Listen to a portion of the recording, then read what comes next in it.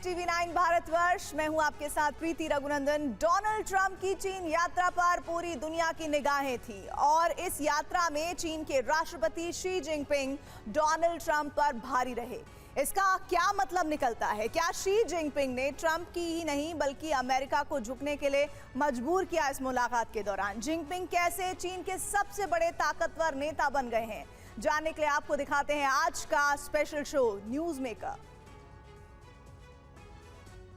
क्या Donald Trump Beijing पहुंचने से पहले ही किसी ट्रैप में फंस चुके थे?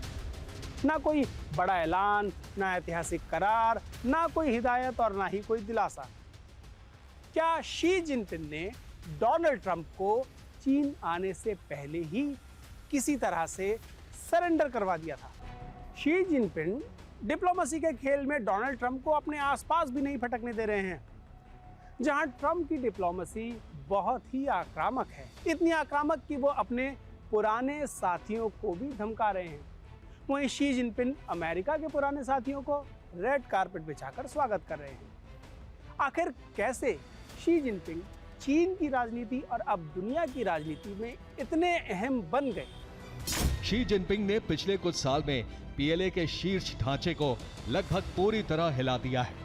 रिपोर्ट्स के मुताबिक सेना के वरिष्ठ नेतृत्व के करीब 52% पद किसी न किसी अनुशासनात्मक कार्रवाई, जांच या हटाए जाने से प्रभावित हुए हैं। सेंट्रल मिलिट्री कमीशन यानी चीन की सबसे ताकतवर सैन्य संस्था के उपाध्यक्षों ही वेइडोंग और जे यूशिया को गंभीर अनुशासनहीनता के आरोपों में हटा दिया गया। इससे पहले चीन के पूर्व रक्षा मंत्री ली शांगफू भी अचानक गायब हो गए थे और बाद में पद से हटा दिए गए। नौसेना के एडमिरल म्याओ हुआ और पीएलए रॉकेट फोर्स के कई वरिष्ठ कमांडरों पर भी कार्रवाई हुई। सबसे दिलचस्प बदलाव सेंट्रल मिलिट्री कमीशन यानी सीएमसी में दिख रहा है। कभी 7 सदस्यों वाला ये सर्वोच्च सैन्य कमांड ढांचा अब प्रभावी रूप से 4 या उससे भी कम सक्रिय चेहरों तक सिमट गया है। फरवरी 2026 में इस अभियान ने एक और बड़ा मोड़ लिया जब चीन की संसद नेशनल पीपल्स कांग्रेस की सूची से 19 अधिकारियों को हटा दिया गया, जिनमें 9 सैन्य अधिकारी थे। ये कदम सिर्फ प्रशासनिक कार्रवाई नहीं माना जा रहा, बल्कि सेना के भीतर वफादारी की नई लाइन खींचने की कोशिश के तौर पर देखा जा रहा है।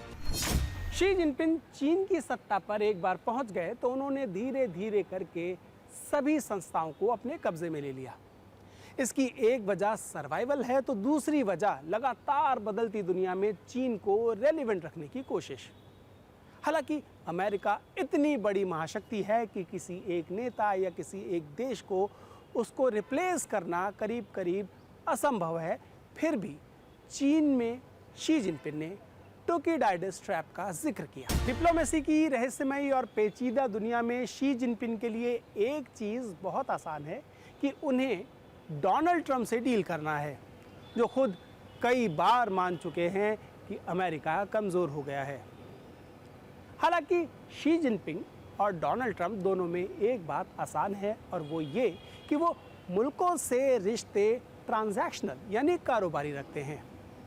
और शायद ये कमज़ोरी भी है, क्योंकि इसी वजह से दुनिया के मुल्क ना जिनपिंग और ना ट्रंप पर पूरी तरह भरोसा कर पाते हैं।